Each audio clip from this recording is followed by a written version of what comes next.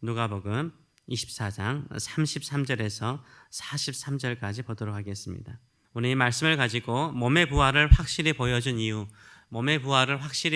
이유라는 제목으로 같이 은혜를 나누기를 원합니다. 오늘 이 너 근심 걱정 말아라, 성도님들이 가지는 간증 있는 찬양들의 한두 곡은 다들 있더라고요.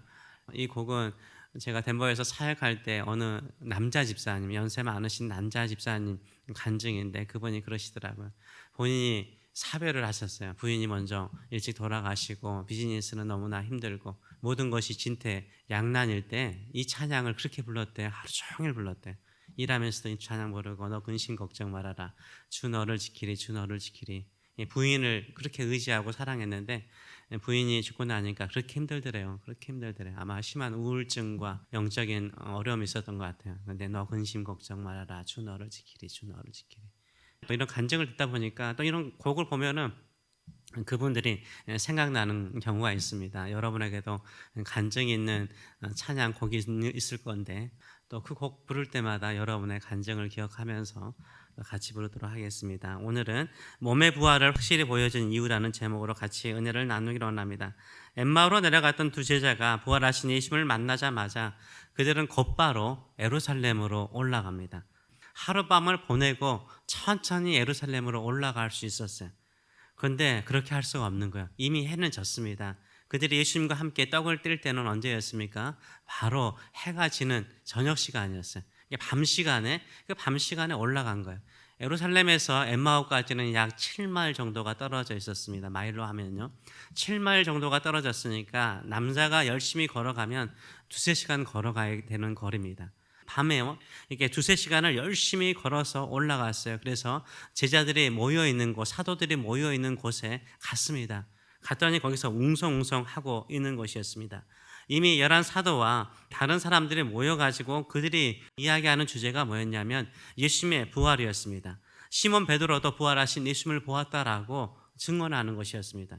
또 이들도 엠마오로 내려가던 과정 중에 예수님께서 함께 동행하였고 예수님께서 같이 식사를 하는 중에 떡을 떼시면서 자신들이 예수님을 확실히 보게 되었다라고 이야기를 합니다. 이 말씀이 33절에서 35절까지 있습니다.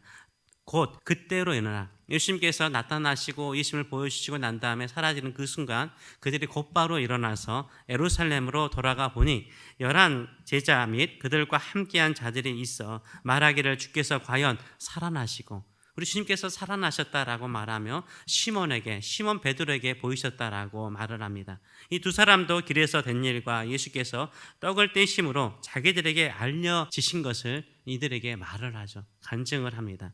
이렇게 예수님의 부활의 목격담을 나누고 있을 때 예수님께서 나타나세요.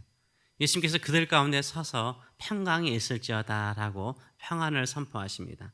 36절의 말씀을 보게 되면 이 말을 할 때 이 엠마오로 내려갔던 두 제자가 자신들의 간증, 부활하신 예수님을 만난 이야기를 하고 있을 그때에 예수께서 친히 그들 가운데 서서 친히 자신의 부활의 모습을 보여주신 거예요.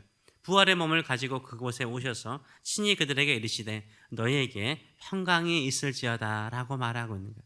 시몬 베드로가 자신이 만난 부활의 예수님을 증언하고 있고 엠마오로 내려갔던 제자들이 그 밤거리를 마다하지 않고 예루살렘에 올라와서 우리가 예수님을 만났다, 예수님의 부활을 보았다 라고 증언할 때 그들의 말이 헛되지 않음을 보여주기 위해서 예수님께서 친히 직접 그 자리에 나타나셔서 부활의 모습을 보여주고 있습니다.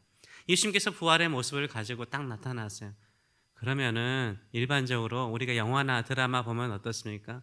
막 가가지고 반가워서 안을 것처럼 보이죠. 너무 즐거워서 예수님을 안을 것처럼 보이죠. 아니에요. 예수님의 부활의 모습을 보고요, 제자들이 그렇게 하지 않아요. 오히려 예수님을 보고 놀라고 무서워합니다. 37절의 말씀 보게 되면 그들이 보고 무서워하여 그 보는 것을 영으로 생각한지라. 영어로 보면 ghost, 유령으로 생각했어요. 왜 유령으로 생각했을까요? 당연하죠. 한 번도 부활의 몸을 본 적이 있어요, 없어요? 없어요. 그들이 생각할 수 있는 것은 사람이 죽고 나면 혹시나 영혼이 가끔 나타날 수 있다 이렇게 생각을 할 수 있는데 몸의 부활을 보고 그냥 고스트, 한 영이 잠시 나타났다라고 생각을 한 거예요. 자기들 인생 가운데 한 번도 몸의 부활을 본 적이 없어요. 몸의 부활을 본 적이 없어요. 실적으로 몸의 부활, 죽고 난 다음에 몸이 완전한 이렇게 예수님의 몸처럼 부활한 사람은 한 사람도 없어요. 예수님께서 그 부활의 몸을 갖고 나타나시니까 이들이 생애에 처음으로 본 거잖아요. 당황할 수밖에 없죠. 두려워할 수밖에 없죠. 이렇게 두려워하고 의심하고 있는 제자들을 향해서요, 예수님은 그들의 마음을 이해하시죠. 이해하시면서 오히려 그들에게 예수님의 부활의 몸을 확인할 수 있는 과정을 보여주십니다. 38절에서 40절 말씀까지 보게 되면 예수께서 이르시되 어찌하여 두려워하며 어찌하여 마음에 의심이 일어나느냐, 내 손과 발을 보라. 그렇죠? 예수님의 손과 발은요 다르죠. 왜요? 예수님은 못자국 있잖아요. 못에 박히셨잖아요. 십자가에 박히셨잖아요. 그 몸을 보여주실 때 그 손과 발에는 못자국이 있었던 거죠. 보고 나인 줄 알라. 또 나를 만져봐라. 내 몸 좀 만져봐라. 영은 살과 뼈가 없다고 그러잖아요. 그렇죠? 영은 무슨 살과 뼈가 있어요. 근데 예수님은 그 부활하신 몸에는요 살과 뼈가 있는 거예요. 살과 뼈가 있는, 너희 보는 바와 같이 나는 있다는 거예요. 살과 뼈가 있는 부활의 몸을 보여주신 거예요. 이 말씀을 하시고 손발을 직접 보여주셨다라고 말을 하고 있어요. 예수님의 부활은요 그냥 영혼이 살아난 게 아니에요. 몸이 부활한 거예요. 몸이 부활한 거예요. 몸이 부활했는데 문이 닫혀있는 상태에서 예수님께서 갑자기 딱 나타나시니까 신기한 거죠. 놀란 거죠. 진짜 놀란 거예요. 진짜 놀란 거예요. 깜짝 놀란 거예요. 예수님은 몸의 부활을 그들에게 보여주셨습니다. 그리고 제자들에게 직접 부활의 몸을 보여주셨습니다. 그리고 부활을 증언하고 계신 것을 볼 수 있어요. 그러면서 살과 뼈가 있는 것을 또한 보여주시기 위해서 예수님께서 어떻게 하세요?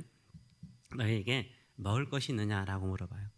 그래서 먹을 것이 있느냐라고 물어보니까 이 제자들이 참 생선이 귀하죠. 이 디베레 바닷가에서도 제자들이 물고기 잡다가 못 잡을 때 나중에 예수님의 지시를 따라서 153마리를 잡지 않습니까?